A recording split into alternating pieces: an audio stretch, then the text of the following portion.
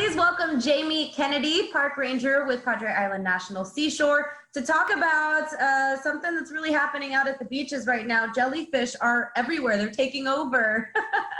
Thank you for joining me, Jamie, and tell us a little bit about what we're looking for when we head out to the beaches and see these little guys floating around. Yeah, of course. So we've been having a lot of reports of people seeing jellyfish in the park recently, a lot of people getting stung, unfortunately.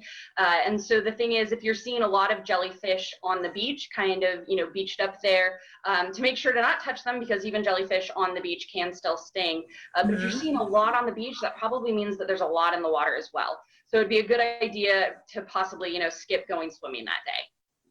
Yes, especially for the little ones. So unfortunately, my little guy is only 6 years old and he got stung for the first time. I felt so helpless, and thank God some people down the way heard him screaming his brains out, and they brought us a solution called Afterbite, which seemed to help him a little bit after a while. But what are some things that we might want to keep on hand if we know we're at risk to be exposed to jellyfish? Yeah, that's a great question, especially right now because unfortunately due to COVID-19, we're unable to provide first aid at the visitor center. So it's a really good idea to be prepared before coming to the beach in case you do get stung by a jellyfish. Now, you may have heard the myth that peeing on yourself is a good idea. That one is really not. You want to skip that. That can actually cause more pain. And it's just going to be an unpleasant situation all around. Yeah, exactly. Good thing to skip out on. So one of the things that you want to avoid as well is fresh water.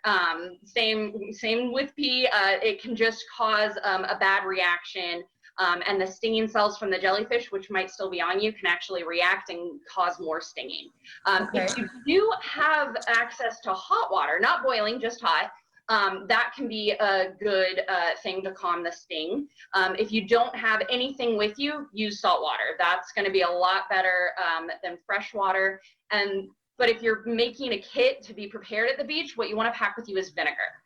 So vinegar is going to deactivate those stinging cells, and it's going to calm that sensation. At the park, we always used to make a paste with vinegar and meat tenderizer. That's unseasoned meat tenderizer, of course. And we would use that paste to put it on people. Some more research has indicated that just vinegar by itself is good enough. However, you might want to pack some meat tenderizer with you in a little kit if you're headed to the beach, just because it does make a really nice paste with the vinegar, and then you can just put it on there and it won't just slide off your skin like the vinegar would, and it'll kind of stick there for a while and deactivate that stinging sensation. Okay, so this is super random, but I'm wondering if it would have worked. We happen to have pickles on us. Would the vinegar from the pickle juice have maybe been a solution? I don't know. That's a good question. To ask Bill Nye the Science Guy to find out. Yeah, exactly. My only concern is that there could be other things in the pickle juice, like little bits of the pickles, which could, cause some additional problem. So probably sticking, just to the straight vinegar is going to be the best solution. Okay, so I think really basically for anyone who lives on the coast, in the coastal bend, these are kind of some little survivor emergency things that you want to keep with you on a basis. Just have it in the back of your car, especially water, because it's so hot in the summer that water will be hot if it's been sitting in your car. So for the first time, that'll be convenient. So what other pointers? There's not really a jellyfish that's okay to be around. So let's just assume that all jellyfish are going to sting us? Yes. Okay, great. Anything else we want our friends at home to be conscious of when they're out at the beaches? I think just, like I said, leaving the jellyfish alone. There are some jellyfish that aren't as likely to sting you, but, because you're not going to know, just from looking at them most of the time, it's best to just, leave all of them alone. The ones that we do have out at the park that cause stinging are the sea nettles. So they're mostly clear, but they kind of have like orangish brown stripes on them.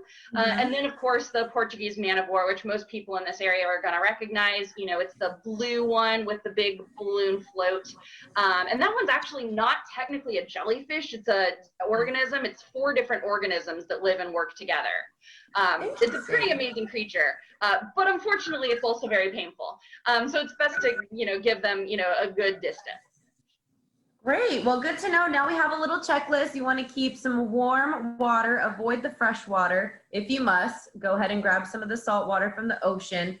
keep vinegar and unseasoned meat tenderizer. We don't want to taste like barbecue after we're done dealing with the jellyfish sting. But I hope that we are able to help you be more mindful of things that you want to keep with you when you head out to the beaches at any time. It should be in our little emergency kit. And Jamie, thank you so much for your insight on all of this.